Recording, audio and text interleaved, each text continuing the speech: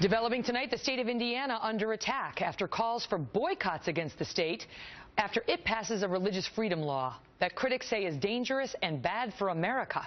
Trace Gallagher reports on the controversy from our West Coast newsroom. Trace? And Megan, while Indiana Governor Mike Pence is trying to clarify his vague response to his state's new religious freedom law, Indiana's Republican lawmakers are also issuing bottom-line statements. Listen. It is not the intent of the law to discriminate against anyone, and it will not be allowed to discriminate against anyone. The lawmakers say if needed, they will tweak the language of the law, but they say it's identical to the federal religious freedom law signed by President Clinton in 1993 and similar laws in 18 other states, including Illinois, which was supported by then State Senator Barack Obama. Currently, Indiana doesn't have any laws banning discrimination based on sexual orientation, and critics are focusing on a phrase in the new law that says any for-profit business can assert a right to the free exercise of religion. They believe it was worded that way so that companies could refuse to do business at same-sex weddings, which are now legal in Indiana. And if those companies were sued, they could use this law as a defense. Here's Democratic lawmakers. Businesses are heading for the exits. Hoosiers are fearful their neighbors are going to be subject to state-sanctioned discrimination. And Charles Barkley thinks this weekend's Final Four should be moved out of Indianapolis. Governors in Washington and Connecticut have banned employees from traveling to Indiana on the taxpayers' dime. But legal experts point out that there has never been a single case where someone has used the religious freedom law to discriminate. A New Mexico photographer tried to use the law when she refused to photograph a same-sex marriage, but the New Mexico Supreme Court ruled against her, and the Supreme Court refused to hear it. Even conservative Justice Sam Alito once wrote about the Religious Freedom Act, quoting here, "Nor does it provide a shield for employers who might cloak illegal discrimination as a religious practice." Bottom line, experts say Indiana didn't just suddenly figure out how to legally discriminate. Megan. Trace, thank you. Joining me now, Tony Perkins, president of the Family Research Council, and Mark Hanna. He worked on the Obama and Kerry presidential campaigns and is a partner at the Truman National Security Project. Let me start with you on this, Tony, because I was just on O'Reilly a short time ago saying that 19 states in the union have similar laws. There's a federal law that looks like this. So what do you think it is about the Indiana law? What is different here that has so upset people in your view? Well, it's hard to tell. I mean, like Governor Malloy of Connecticut saying that he's banning people going to Indiana when he has actually a stronger RFRA law in Connecticut. I mean, the lunacy of the left here is it's hard to identify what's driving this when you look at the fact that Indiana, as you said, joins 19 other states plus the federal government. So I guess these guys aren't going to come to Washington, D.C. because of the federal RFRA signed into law by Bill Clinton back in 1993. Mark? So really, the question is what has changed? Mark, go ahead. Yeah, it's not like the 19 other laws. Tony, I have tremendous respect for his religious convictions, but this isn't like the other laws. The thing that's different about the Indiana law is Section 9 that allows for businesses or entities or individuals to discriminate against other individuals. It doesn't allow for discrimination. Don't mischaracterize the wording. This is a defense. It gives them the right to raise the defense. It gives them the right to raise the defense about why they don't, make provisions of goods and services to different people based on a religious ground. It does. None of the other 19 laws, nor does a federal law, allow that to, with the minor exception of Texas. But even in the case of Texas, you have civil rights protections that gays and lesbians are afforded that you just don't have in Indiana. So.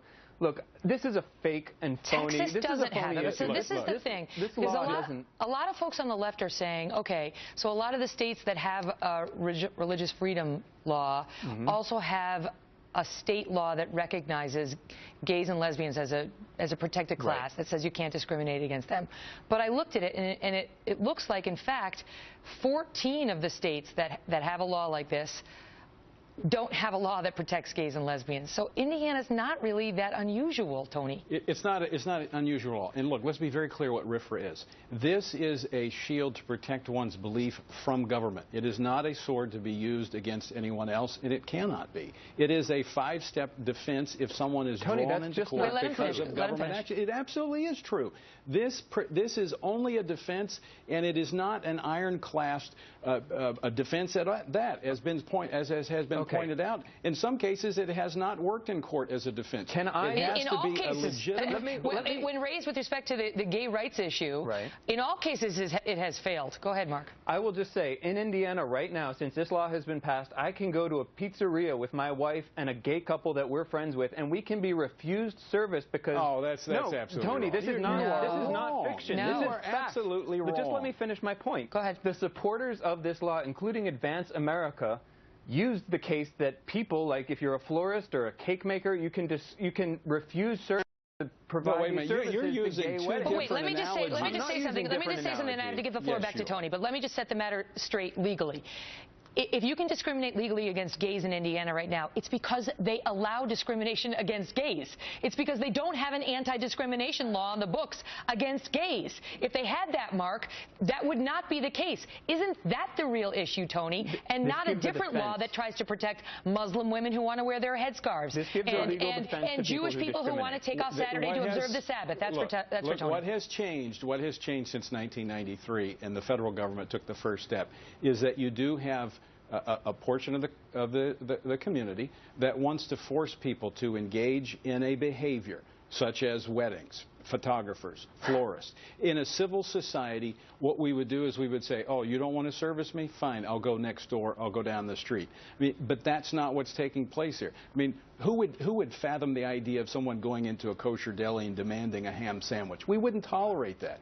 If we will simply respect one another, we'll get along, but that's Tony, not what's happening. Do you think a photographer should have the right to say, no, I'm not going to sell my services to a law-abiding, freedom-loving, God-fearing gay couple because they don't necessarily share my beliefs? Let me just ask you to clarify the question. Let me ask you to clarify the question. Hold on. Let me ask you to clarify the question, Mark, because it's not that they wouldn't offer their services to gays and lesbians, because in the case at issue, they did offer their services to gays and lesbians. They actually furnished flowers for the gay couple repeatedly, had no problem with them being gay. They just didn't want to do it. They just didn't want to do it at the wedding. Right, and they would have a legal defense for saying no to doing that. To a wedding.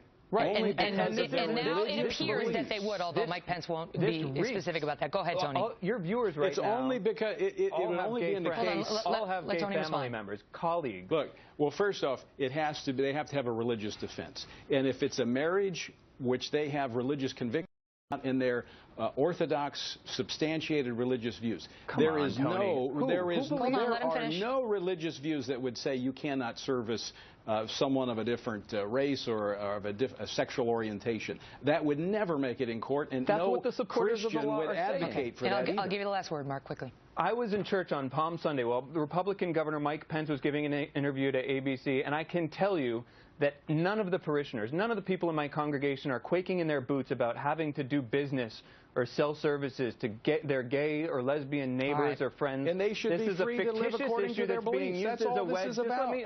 Give Americans the freedom to live according to their beliefs. Sorry, you guys. I'm sorry. My apologies. By conservative politicians. I would not rap you for anybody, but Jesus is here next. You're wrong. So he outranks you. Goodbye.